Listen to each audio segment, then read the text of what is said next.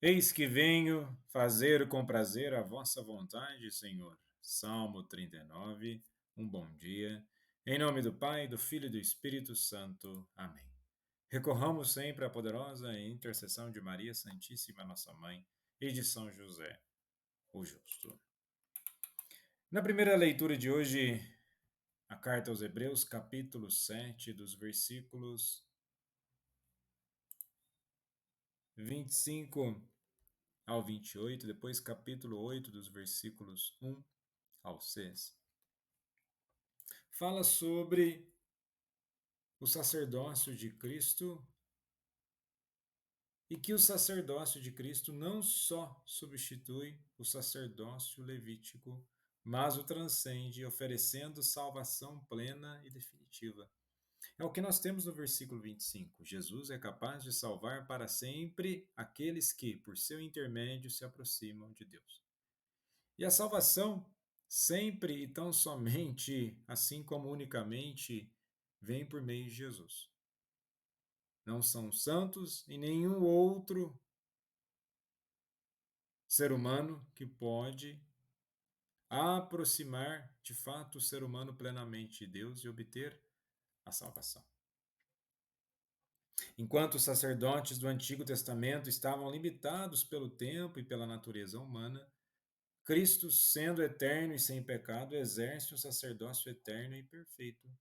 Ele não apenas cumpre a lei, mas também inaugura uma nova aliança, onde a salvação é garantida pela obra de Cristo na cruz.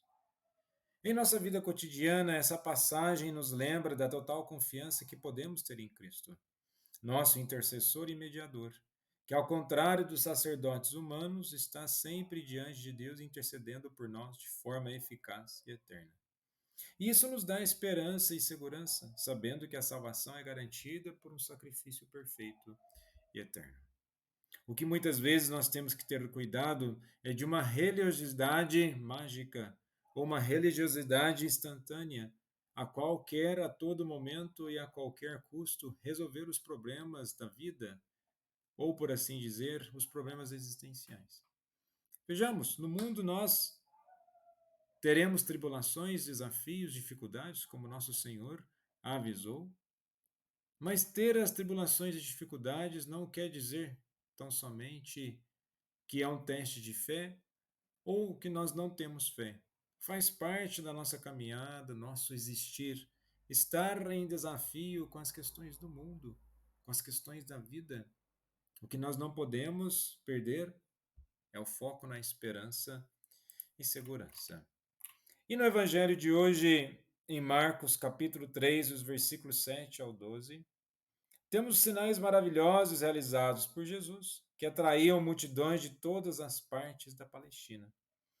Todos acorriam a ele para serem curados, a ponto de os discípulos temerem pela sua segurança e prepararem uma estratégia que hoje chamaríamos de saída de emergência.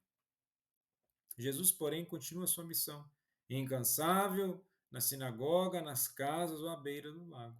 Ninguém é excluído, nem mesmo seus adversários.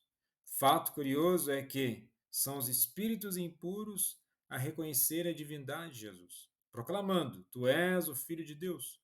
Enquanto os judeus viam-no apenas como uma espécie de curandeiro, ou, na melhor das hipóteses, como profeta. Ainda não era chegada a hora.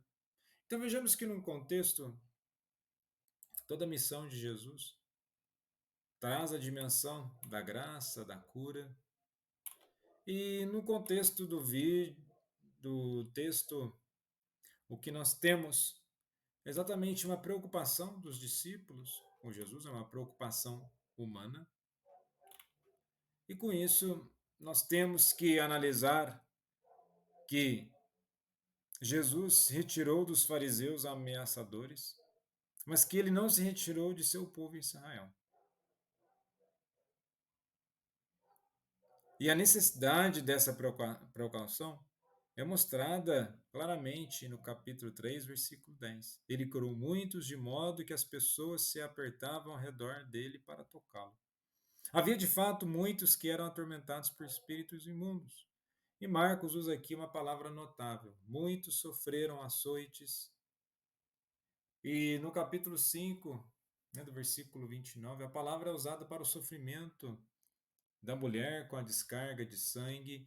Ou seja, nós temos todo um contexto no qual Jesus ele vem por de fato libertar as pessoas de todas as mazelas.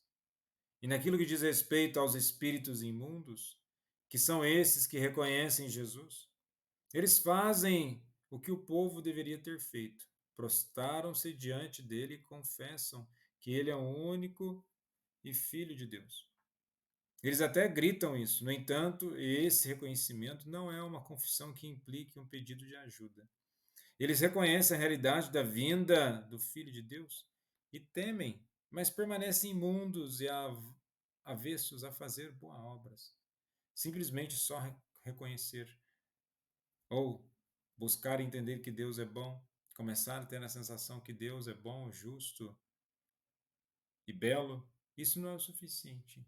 Estar seguindo Jesus deve ser um compromisso de vida, deve ser algo em comunhão com o próprio Cristo. E novamente, o que é interessante aqui na leitura, que quando diz que Jesus, ele se retira, olha lá, Jesus se retirou para a beira do mar. Nós temos a dimensão do verbo que não é simplesmente um recuo em situações perigosas. Se apenas dissesse que Jesus se retirou com seus discípulos, então ainda se poderia pensar em um recuo em geral. Mas esse não é o caso aqui, pois lemos que muitos da Galiléia o seguiram.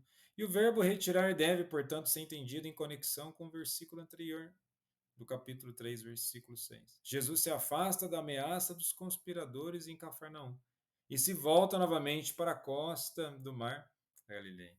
O que agora acontece, portanto, após a cura do homem com a mão ressequida, estamos lidando com uma situação ao qual Jesus participa novamente das questões existenciais do ser humano.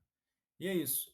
As nossas preocupações espirituais, elas estão inseridas dentro do contexto do mundo, dos acontecimentos das coisas durante a vida, e que possamos verdadeiramente buscar um caminho de libertação em Cristo.